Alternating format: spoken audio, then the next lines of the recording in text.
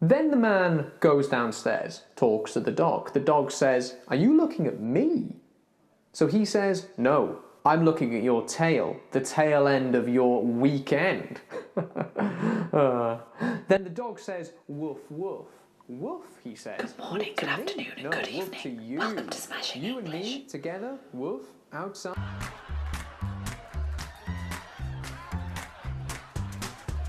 Yes, today we are talking about jokes. Now I know what you're thinking, how on earth can a joke teach me English? Well, let me tell you. A lot of jokes rely on wordplay and phrases that we already know to help it become funny. And that's why humour is so hard to translate, because if you're not familiar with idioms and phrases and words and wordplay in a certain language, you're not going to find these jokes funny. So my hilarious partner Bez is going to tell us some jokes and we are going to break those jokes down. We're going to learn about the phrases that they use, common words and slang that people use, that native speakers use. And we will simply learn why they are funny. We're going to get a little bit of typically British humour. I think a lot of these jokes sum up British humour in a way. So without further ado, let's hear the first joke. My wife told me to stop impersonating a flamingo. I had to put my foot down. Okay, so this joke relies on the idiom to put one's foot down. If you put your foot down, you stand up for yourself. You say no. This is where you stop. You know what? I can't accept this. No, I won't allow it. I am putting my foot down. The father said to his son, "Okay, if you are going to act like that, I am putting my foot down and you are not allowed to play on your Xbox tonight. I'm stopping, I am saying no, I'm being assertive, I'm standing up for what I know is right. Put your foot down." So obviously in this joke, the wife has said to her husband, "Stop impersonating a flamingo." And the husband thinks, I can't accept that. I can't. No, I won't stop impersonating a flamingo. I'm going to put my foot down. And obviously flamingos always stand with one foot up. And that's why it's funny. Ba-dum-bum-ching. Okay, let's hear another joke. I was stood in the park one day and I was wondering, why is that frisbee coming closer and closer towards me? And then it hit me. Again, this joke is only funny because they use wordplay. They are using "and then it hit me." If something hits you, you realise something very quickly. You have a sudden realisation. It's kind of like this face. It hit me, okay? So obviously they are talking about the frisbee getting bigger and bigger and closer and closer. And then it hit me. Then I realised why the frisbee was getting closer and closer. It's because it's flying right towards my face. Ba-dum-bum. Next joke. I know they say that money talks, but all mine says is goodbye. Money talks. Money talks is a phrase that means if you have money, you can get your point across a lot easier than someone who doesn't have money. So if you are in a business meeting and you're trying to talk to a very important businessman, if you can show him that you have a lot of money, he'll listen to you. I see, you know, money talks. Money is very persuasive. Money helps in a lot of ways. Let's hear another joke. Why not? I love jokes. The problem with kleptomaniacs is that they always take things literally. Kleptomaniacs? Okay, this joke relies on you knowing what a kleptomaniac is. A kleptomaniac is a more technical term for a shoplifter. A shoplifter is a slang term for someone who steals things from shops. And the joke says that the problem with these people, with shoplifters, is that they take things literally. Now this comes from the phrase to take something literally. So forget about kleptomaniacs. If we say, oh, you know, don't take things so literally, it means don't hear things in a literal way. Don't listen to things and understand them in a literal way. So if I said to you, hey, it's Friday night, go crazy. I don't really want that person to go crazy. I don't want them to jump off a building and run around naked and not that crazy, you know, so Don't take what I say literally. Don't think that what I say is actually accurate. It's just a phrase. I'm just, you know, giving you a phrase. It's not a real thing I want you to do. However, if we take something literally, that's using take in a different way. We're using the verb take not in a metaphorical sense, as in taking words, taking an object. So the whole joke is like this. The problem with kleptomaniacs is that they always take things literally. They literally take things. They really do it. Okay, let's hear another joke. I don't suffer from insanity. I enjoy every minute of it. So, if you want to understand this joke, you first need to understand how we use the verb to suffer from. This is something we commonly use when we talk about diseases, illnesses, mental illnesses. We say that we suffer from them, or sometimes suffer with. So we might say, oh, I suffer with arthritis. I suffer from diabetes. I suffer with anxiety. Suffer from, suffer with. It's the verb that we use to mean we have it and we constantly have to deal with it. However, in this joke, he's saying, look, I don't suffer from anxiety, taking that verb suffer. I enjoy it. You know, he's taking this phrase that we all know so commonly, to suffer from insanity, to suffer from this. But he's saying, actually, there's no suffering. I love it because he's insane and he's having a great time inside his head. Let's hear another joke, shall we? I'd love to. The problem isn't that obesity runs in your family. It's that no one runs in your family.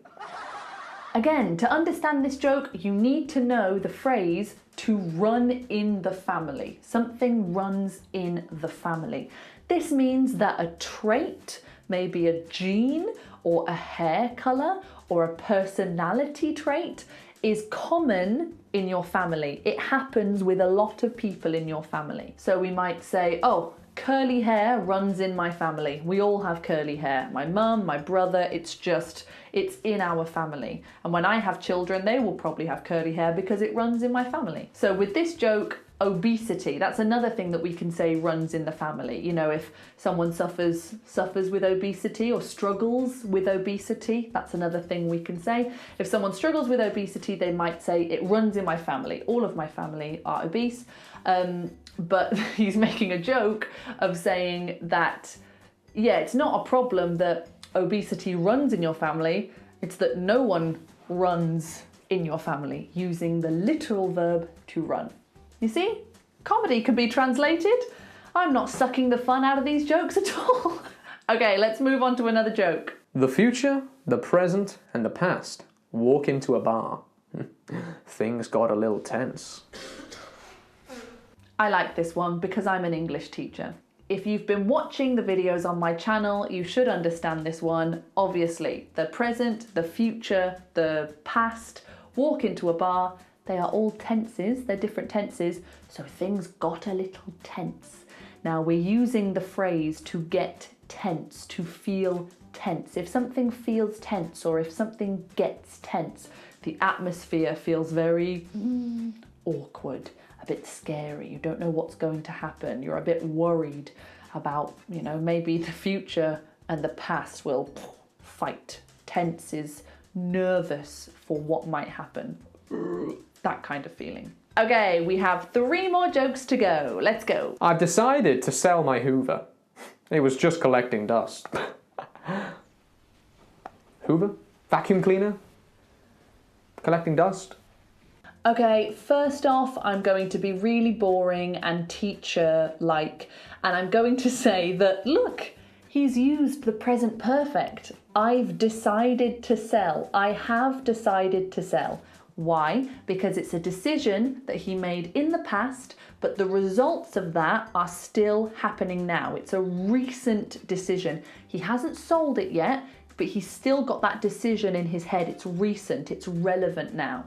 Just wanted to draw your attention to that. But also he uses the word Hoover, which I believe is the brand name. So vacuum cleaner is also used in the world, but in Britain we tend to say Hoover a lot more than vacuum cleaner, but it's the same thing, you can choose. He's going to sell his Hoover because it's just collecting dust. That is literally what a Hoover does. Hoovers collect dust, but that is a phrase that we already have in English, to collect dust. It means something that you don't use in your house. It just sits there and dust forms on it. That's it, doesn't do anything. I don't move it, I don't use it. It just collects dust. So by using collecting dust literally, which is what a Hoover does, and the phrase to collect dust, we get wordplay. Woohoo! I've just been on a once-in-a-lifetime holiday. I'll tell you what, never again. A once-in-a-lifetime holiday. Once in a lifetime. This is a lovely adjective phrase. Once in a lifetime means it only happens once in a lifetime. It's so special, it's so amazing. It doesn't happen every year. It doesn't happen every 2 years. It's wow, so special, once in a lifetime. And then he says the very British phrase of, I'll tell you what. This is kind of something that we say before an admission, before a confession, before we are about to be quite honest about something. I'll tell you what, I think he's very attractive, that man over there. Whew. So he says, I'll tell you what, never again. Never again, another phrase that we use to mean I will never do that again. So if we deconstruct the joke, it's a once in a lifetime holiday, woohoo! But because it's only once in a lifetime, never again. I'll never do it again. Does that make sense? You see, humour's so hard to translate, and even when you break it down, you're not necessarily going to find these jokes funny, but hopefully it'll help teach you these different phrases that we use. And you can use these jokes with English speakers, and I promise you they'll get them and they'll find them very funny. I found these very funny. Okay, let's hear one more joke. Conjunctivitis.com. That's a sight for sore eyes. Thank you very much. My name's been Jonathan Gray, and I will see you next time. All the best. Have a good evening. Bye. Oh, I love this one. This is my favourite one. Conjunctivitis is an eye disease where your eyes get very sore and very swollen. Not a nice disease to have. So conjunctivitis.com, that's a site, it's a website for sore eyes. They're using the idiom, a sight for sore eyes.